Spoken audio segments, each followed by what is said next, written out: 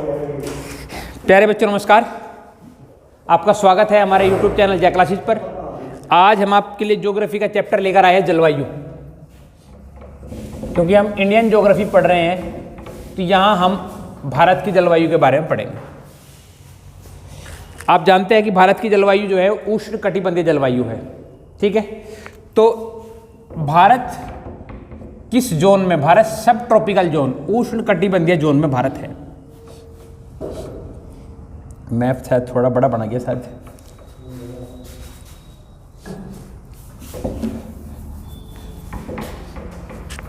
तो आज हम भारत की जलवायु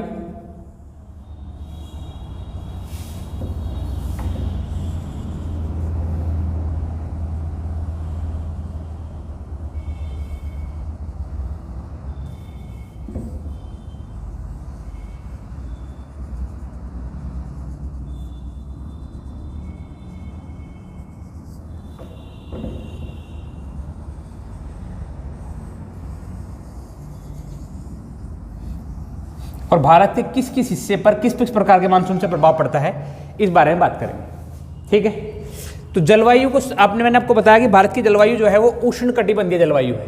कैसी है? उष्ण कटिबंधीय जलवायु है। कारण क्या है? जो भूमध्य रेखा है वो भारत के इस हिस्से से होकर निकल रही है। इसका मतलब है कि ये कर्क रेखा 23.5 डिग्री उत्तर में स्थित है ये सब, ठीक है। तो जो 23.5 उत्तर और 23.5 दक्षिण के बीच में जो आएगा ये सब ट्रॉपिकल जोन का आ जाएगा। इस हिस्से में सूर्य का प्रभाव लगभग सीधा रहता है साल भर। इस कारण से ये क्षेत्र जो है अति तापित रहता है, गर्म रहता है, ठीक है। तो भारत पर दो प्रकार की जलवायु का प्रभाव पड़ेगा, एक सर्दी के मौसम की और एक गर्मी के मौसम की। अगर मौसम हो जाएगा शीत ऋतु का, अगर हम पढ़ रहे हैं शीत ऋतु, तो बच्चों क्या होगा शीत ऋतु में? अब देखिए, इतना हिस्सा जो भारत का है यहां से लेकर यहां तक का, ये जल से घिरा हुआ है, समझ रहे आप, ठीक है। सूर्य का प्रभाव पूरे हिस्से पर अपने प्रभाव छोड़ेगा गर्मी का, लेकिन होगा क्या कि जिस हिस्से पर पानी है ये ऊष्मा को कुछ टाइम तक रोके रखेगा। ये जिस हिस्से पर पानी का प्रभाव कम है तो ये हिस्सा जल्दी ऊष्मा अवशोषित करेगा, लेकिन जल्दी ही ऊष्मा को फिर रिलीज कर देगा। तो ये जल्दी ही गर्म हो जाएगा और जल्दी ही ठंडा। लेकिन ये क्षेत्र जो है ये गर्म देर से होगा, लेकिन टेम्परेचर को बनाए रखेगा। कारण है समुद्री जल। तो सर्दी के मौसम में, शीत ऋतु में, इस क्षेत्र का जो टेम्परेचर होगा वो 10 डिग्री से कम चलेगा, 10 डिग्री से कम, ठीक है। और इस हिस्से का टेम्परेचर 10 डिग्री से अधिक रहेगा, ठीक है, कोई डाउट नहीं है। मैंने एक थ्योरी आपको पढ़ाई थी कि अगर आउटर मौसम में प्रेशर बढ़ रहा है, टेम्परेचर बढ़ रहा है तो प्रेशर घट जाएगा, ठीक है, कोई डाउट नहीं इस बात की। अगर ताप बढ़ेगा तो प्रेशर कम हो जाएगा ऑटोमेटिकली। तो आप देख रहे कि इस क्षेत्र पर ताप बढ़ रहा है, टेम्परेचर बढ़ रहा है, तो प्रेशर कैसा हो जाएगा? घटेगा, प्रेशर लो। इस क्षेत्र का टेम्परेचर सर्दी में कम होता है और प्रेशर बढ़ जाता है। तो अब क्या होगा? अब ये होगा कि हवाएं हमेशा high pressure to low pressure move करेगी, और होगा ये कि सर्दी के मौसम में, शीत ऋतु में हवाएं उत्तर भारत से दक्षिण भारत की ओर मूव करेगी। बोलिए समझे कि नहीं समझे? ठीक है। अब इस क्षेत्र में कोई समुद्र तो है नहीं। जब हवाएं मूव करेगी तो वे अपने साथ कोई वाटर वेपर लेकर नहीं चलेगी, जलवाष्प, क्योंकि यहाँ कोई समुद्र नहीं है, और जलवाष्प लेकर नहीं चलेगी तो ये हवाएं इस क्षेत्र की ओर बहेगी जरूर, लेकिन इस क्षेत्र में होने वाली किसी भी प्रकार की वर्षा के लिए जिम्मेदार नहीं होगी। अर्थात इन हवाओं की वजह से दक्षिण भारत में अथवा उत्तर भारत में कोई वर्षा नहीं होगी शीत ऋतु में। क्लियर होगी? कोई कन्फ्यूजन नहीं आता? अब आगे बढ़ते हैं। शीत ऋतु में इस हिस्से पर एक वर्षा होती है उत्तर भारत में, अब ये हवाएं क्योंकि इस दिशा से इस दिशा में मूव कर रही है, तो फिर वर्षा हो कहाँ से रही है? शीत ऋतु की वर्षा जो पंजाब में, आपका जम्मू एंड कश्मीर में, आपके उत्तराखंड में भी थोड़ी बहुत, और पश्चिमी उत्तर प्रदेश और दिल्ली में ये शीत ऋतु की वर्षा होगी। तो शीत ऋतु की वर्षा हो कहाँ से रही है समझने का विषय ये रहेगा। ये भारत से लगा हुआ पाकिस्तान, पाकिस्तान से फिर अफगानिस्तान, फिर इधर, और यहाँ कहीं भूमध्य सागर है जो एशिया और अफ्रीका को जोड़ रहा है। तो होगा ये कि शीत ऋतु में ये जो प्रेशर है यहाँ के प्रेशर की तुलना में डाउन हो जाएगा। यहाँ जो प्रेशर बनेगा वायु का वो यहाँ की तुलना में कम। तो यहाँ से हवाएं इस तरफ मूव करेगी। ये हवाएं शीत ऋतु में उत्तर भारत से दक्षिण भारत की ओर तरफ मूव कर रही है, ठीक है। लेकिन एक हवा यहाँ से यहाँ मूव करेगी, अफगानिस्तान और पाकिस्तान होते हुए भारत के इस हिस्से पर, थोड़ा ऊपर चला गया मैं, इस हिस्से पर पहुँचेगी। और ये हवाएं अपने साथ भूमध्य सागर से वाटर वेपर लेकर आएगी, जलवाष्प, और ये अफगानिस्तान पाकिस्तान में वर्षा कराते हुए उत्तर भारत में पहुँचेगी। और उत्तर भारत में पंजाब, उत्तराखंड, पश्चिमी उत्तर प्रदेश, दिल्ली, इस क्षेत्र में वर्षा कराएगी शीत ऋतु की वर्षा। समझ में आई बात? तो आपसे पूछ सकता है कि उत्तर भारत में शीत ऋतु की वर्षा की और कहाँ से रही है? ये भूमध्य सागर से आने वाली जलवाष्प और आने वाली पवनों के कारण होती है, ठीक है। अब ये इस तरफ बढ़ेगा, जब ये, क्योंकि ये इतना लंबा रास्ता तय करके आई है तो मोस्टली वाटर वेपर ये रास्ते में ही छोड़ाती है वर्षा के रूप में। जो थोड़ी बहुत बचती है वो इस हिस्से में करती है, फिर ये हवाएं मूव कर कर इस तरफ बढ़ेगी। लेकिन जब ये इस तरफ बढ़ेगी तो तब तक सारी वाटर वेपर ये बूंद के रूप में ड्रॉप कर चुकी होती है, ठीक है। तो होगा ये कि ये मध्य भारत से ऊपर ऊपर, मैंने आपको 3-4 स्टेट बताए, इन 3-4 स्टेट पे वर्षा कराकर ये इनका काम खत्म हो जाएगा। इस कारण से जो सर्दी की वर्षा है वो इस क्षेत्र में होगी। बोलो, समझ में आया की बात? ठीक है, शीत ऋतु में और कहीं वर्षा नहीं हो रही, ठीक। अब बात करते हैं ग्रीष्म ऋतु की वर्षा की। अब ये मैटर थोड़ा सा चेंज हो जाएगा। जब हम ग्रीष्म ऋतु में चलेंगे बच्चों तो चीज़ें थोड़ी सी बदल जाएगी। अब बदलेगा क्या? बदल जाएगा प्रेशर। अब वही बात जो मैंने अभी शीत ऋतु में बताई थी, ग्रीष्म ऋतु में थोड़ी सी उल्टी हो जाएगी। वही बात होगा क्या? ये आपका अरब सागर, ये आपकी बंगाली खाड़ी, यहाँ से यहाँ तक आपका हो गया पश्चिमी घाट, और ये आपका पूर्वी घाट। ये पढ़ चुके हैं हम पहले टॉपिक में, पूर्वी घाट पश्चिमी घाट। तो होगा ये कि अब जब गर्मी ग्रीष्म काल का मौसम आएगा तो इस तरफ का ताप बढ़ जाएगा,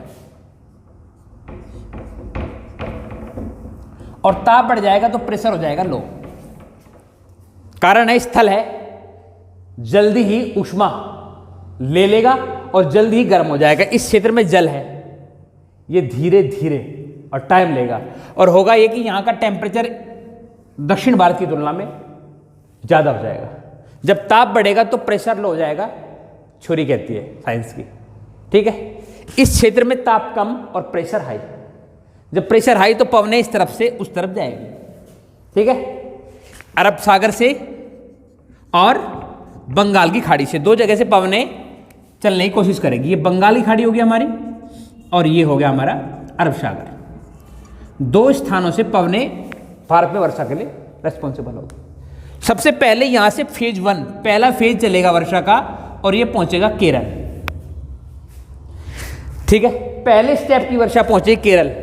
मानसूनी वर्षा है, इनको मानसूनी वर्षा बोलते हैं, ठीक है।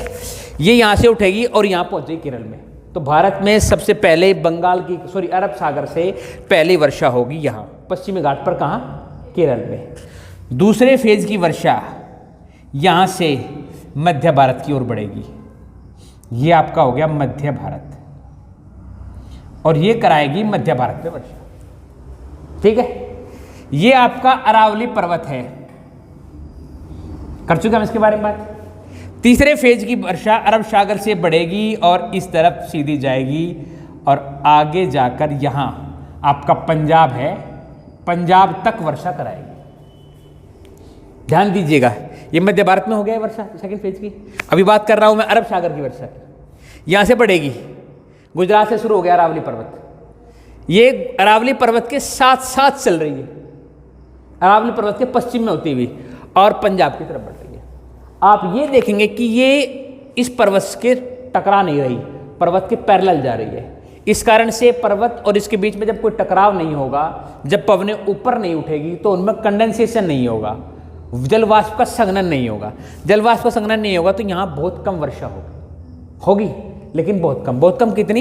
इस क्षेत्र में मैंने आपको पहले पढ़ा रखा है 25 सेंटीमीटर वर्षा होती है। ठीक है, ये भारत का सबसे बड़ा रेगिस्तानी क्षेत्र है। ठीक है, ये पूर्ण मरुस्थल, ये अर्ध मरुस्थल मैं आपको पहले किसी टॉपिक में पढ़ा चुका हूँ। जैसे ही पंजाब की ओर बढ़ेगी तो हवाओं का कंडेंसेशन शुरू हो जाएगा, हवाएं ऊपर उठना शुरू करेगी तो इस क्षेत्र में वर्षा कराएगी। और यहाँ ये जो पंजाब में इस तरफ से वर्षा हो रही, यहाँ तक वर्षा होने का कारण यही तीसरे फेज की है जो अरब सागर से चल रही है। ठीक है, अगर मानसूनी वर्षा की हम बात करें तो 75% वर्षा जो है भारत में मानसूनी वर्षा है, जिसके बारे में अभी बात कर रहा हूं मैं आपसे। ठीक है, इसके अगर हम कर देते हैं 2 भाग, एक मैंने कर दिया आउट ऑफ कैमरा, तो नहीं जरा देखिए। ठीक है, एक भाग चला जाएगा अरब सागर की वर्षा और दूसरा बंगाल की खाड़ी का मानसून। तो इस 75 का 60% वर्षा ये कराता है, ये तीनों फेज मिलकर इस 75 का 65%। और जो बंगाली खाड़ी से मानसून आएगा वो 35% रिस्पॉन्सिबल होता है वर्षा के लिए भारत में। या ये कह सकते हैं कि 35% जितनी वर्षा भारत में हो रही है 75 का, इसका 35% पार्ट कराता है बंगाल की खाड़ी से। ठीक है, यहां तक कोई डाउट नहीं है। अब ये तीनों फेज तो हो गए इधर वाले, अब इधर वर्षा शुरू होगी और इधर से मानसून उठेगा कहां से? बंगाली खाड़ी से। और बंगाली खाड़ी से पहला फेज पहुंचेगा यहां ये आपका मेघालय है। मेघालय में मैं आपको पढ़ा चुका हूं, ये 3 पहाड़ियां हैं, गारो, खासी और जयंती, और यहां एक पर्वत है शिलोंग का पर्वत। तो ये मानसून शिलोंग के पर्वत से होता हुआ उसके बगल से और इन तीनों पहाड़ियों के क्षेत्र में पहुंच जाता है। होगा ये कि इन तीनों पहाड़ियों से टकराता रहता है। ठीक है, और ये तीनों एक दूसरे से 60 डिग्री पर स्थित है। अगर थोड़ा बहुत मानसून वापस लौटने की कोशिश करता है तो वो टकराता है किससे? शिलोंग की पहाड़ियों से। और शिलोंग की पहाड़ियां उस मानसून को धकेल के वापस फिर इन्हीं तीनों पहाड़ियों के बीच में धकेल देती है। तो जितना भी वाटर वेपर लेकर मानसून यहां पहुंचेगा वो सारा का सारा वाटर वेपर इन तीनों क्षेत्रों में वर्षा होगी। इस कारण से भारत का सर्वाधिक वर्षा का क्षेत्र मासिंगराम यही स्थित है। कारण आपको समझ में आ गया होगा मासिंगराम क्यों है, क्योंकि यहां से वाटर वेपर बाहर नहीं निकल सकते। पहला फेज हो गया। दूसरा फेज बंगाल की खाड़ी से इस तरफ बढ़ेगा। ध्यान रखिएगा, ये आपका है पूर्वी घाट। तो यहां से जो चलेगा मानसून वो पूर्वी घाट के समांतर चलेगा, पैरेलल। जब वो पूर्वी घाट के समांतर चलेगा तो इस कारण से इस क्षेत्र में वर्षा नहीं होगी, क्योंकि वो उससे इंटरसेक्ट नहीं करेगा, टकराएगा नहीं। और टकराएगा नहीं तो ये मानसून पैरेलल जाके यहां से पश्चिम बंगाल से एंटर करेगा भारत में। ठीक है, और पश्चिम बंगाल से होता हुआ फिर बिहार, बिहार से फिर उत्तराखंड और उत्तर प्रदेश, और उत्तर प्रदेश से फिर दिल्ली, पंजाब, और इसका एक हिस्सा इस तरफ भी चला जाएगा। संपूर्ण भारत की 35% वर्षा के लिए रिस्पॉन्सिबल है बंगाली खाड़ी से उठने वाला मानसून। कारण मैंने दिखा कि कहां कहां किस प्रकार से वर्षा हो। ठीक है, अब जो ये उठता हुआ मानसून है ये यहां वर्षा नहीं करा रहा है। आपसे एक्सेप्टेड क्वेश्चन पूछेगा कि उठता हुआ मानसून पूर्वी घाट पर वर्षा कराता है अथवा नहीं, तो पूर्वी घाट पर वर्षा नहीं कराता। और कारण क्यों नहीं कराता? इसका बेहतरीन कोज ये है कि ये इसके पैरेलल जाता है, समांतर जाता है। और जब ये समांतर जाता है तो इससे इंटरसेक्ट नहीं करता, इंटरसेक्ट नहीं कर रहा, इसको काट नहीं रहा, टकरा नहीं रहा। जब टकरा नहीं रहा तो ये जाके पैरेलल इस तरह पर चलता। तो इस प्रकार भारत में मानसून वर्षा होती है। ठीक है, अब सवाल ये पैदा होता है कि ये जो वर्षा जो केरल में हो रही है, क्या वो पूर्वी घाट पर वर्षा नहीं करा सकता? जो पश्चिमी घाट पर वर्षा करा रहा है मानसून, वो पूर्वी घाट तक वर्षा क्यों नहीं करा रहा है? एक फैक्ट पैदा हो रहा है। तो कंडीशन ये है कि ये इस हिस्से पर टकराएगा, पश्चिमी घाट पर केरल में। जब ये पश्चिमी घाट पर केरल में टकराएगा मानसून बच्चों, तो यहां से मानसून उठेगा आपकी खाड़ी से और ऊपर उठेगा। मैंने बताया था कि ऊपर जाने पर टेम्परेचर लो होगा, और टेम्परेचर लो होने पर कंडेंसेशन होगा, यानी कि जलवाष्प संघनित हो जाएगी, और संघनित हो जाएगी तो वर्षा हो जाएगी। और इस हिस्से में वर्षा होगी, माने यहां, ठीक है। जब ये मानसूनी पवनें इस तरफ जाएगी तो फिर पर्वत से नीचे उतरेगी। जब पर्वत से नीचे उतरेगी तो जलवाष्प का संग्रहण खत्म हो जाएगा और जलवाष्प जो है फिर दूर दूर हो जाएगी। जो वाष्प कण है दूर दूर हो जाएंगे, संघनित नहीं होंगे, और संघनित नहीं होंगे तो वर्षा की बूंद नहीं बनेगा, और वर्षा की बूंद नहीं बनेगा तो इस क्षेत्र में वर्षा नहीं होगी। इसे वृष्टि छाया क्षेत्र बोलते हैं। ये पहले मैं आपको जब पाठ पढ़ा चुका हूं तब बता चुका हूं। तो इस कारण से ये क्षेत्र जो है वृष्टि छाया क्षेत्र में आ जाएगा, और जो पवनें जो अरब सागर की खाड़ी से चलने वाली मानसूनी पवनें पश्चिमी घाट पर वर्षा करा रही है, पूर्वी घाट पर वर्षा नहीं कराएगी। कारण आपको समझ में आ गया होगा मेरे हिसाब से, कोई कन्फ्यूजन नहीं है यहाँ तक, ठीक है, कोई डाउट नहीं है। आगे बढ़ जाओ। भारत पर होने वाली वर्षा आपको समझ में आ गई। अब सवाल पैदा होता है कि फिर पूर्वी घाट पर वर्षा होगी कब, कहाँ, कैसे, ठीक है। तो ये मानसून जब लौटेगा कब, अक्टूबर नवंबर दिसंबर, इन 3 माह में इस मानसून के वापसी लौटने का सिस्टम रहेगा। लौटने का कोज क्या है, कारण क्या है, फिर वही सिस्टम शीत ऋतु आ जाएगी, ऋतु परिवर्तन हो जाएगा, और इस क्षेत्र का टेम्परेचर डाउन, प्रेशर हाई, इस क्षेत्र का टेम्परेचर डाउन, प्रेशर हाई, और इस क्षेत्र का टेम्परेचर हाई, प्रेशर डाउन। तो इसका मतलब है कि जब ये काम हो जाएगा तो हवाएं पुनः फिर अपने डायरेक्शन चेंज करेगी, और जब अक्टूबर से दिसंबर तक मौसम परिवर्तित होगा तो हवाएं लौटना शुरू कर देगी, इनकी डायरेक्शन चेंज हो जाएगी, और डायरेक्शन चेंज हो जाएगी तो इस स्थिति में इसको लौटता हुआ मानसून कहेंगे। अब इधर से जो मानसून इस तरफ बढ़ेगा क्योंकि कंप्लीटली वो हवाएं सब कुछ अपना पानी छोड़ चुकी होगी वर्षा के रूप में, तो उनके पास तो कोई वाटर वेपर है नहीं, तो वो तो कहीं वर्षा करा नहीं सकती। लेकिन यहां से जो मानसून वापस लौटेगा वो इस डायरेक्शन में लौटेगा, समझ रहे बच्चों, ये डायरेक्शन हो गई लौटते हुए मानसून की। और जब वो वापस बंगाली खाड़ी के संपर्क में आएगी पवनें, तो वाटर वेपर अब्जॉर्व कर लेगी, और जब वो वाटर वेपर अब्जॉर्व कर लेगी तो वापस आकर ये टकराई किससे, पूर्वी घाट से। जब गई थी तो पूर्वी घाट के पैरेलल गई थी, लेकिन वापस आई तो पूर्वी घाट के लगभग परपेंडिकुलर टकराएगी, और ये लौटता हुआ मानसून पूर्वी घाट पर वर्षा कराएगा। ये आपका उड़ीसा है तो अक्टूबर में उड़ीसा में कराएगा, नवंबर में आंध्र प्रदेश में कराएगा। ये आपको पता होना चाहिए कि कौन सा मानसून कब कहां कैसे कराएगा। बोलो, आपको वर्षा का सिस्टम समझ में आया क्या, कौन सा मानसून कहां वर्षा करा रहा है, और जलवायु भारत की किस तरह से चल रही है, और किस प्रकार की मौसमी पवनें कहां वर्षा कराने में सहायक है, ये चीज़ें मैंने आपको बताई। किसी का कोई डाउट हो, कोई कन्फ्यूजन हो तो मुझसे बेफिक्र होकर पूछ लें, मैं क्लियर करूंगा। बोलो, कोई डाउट है क्या। इससे नीचे जाएगी तो अक्टूबर नवंबर दिसंबर में तमिलनाडु में कराएगी।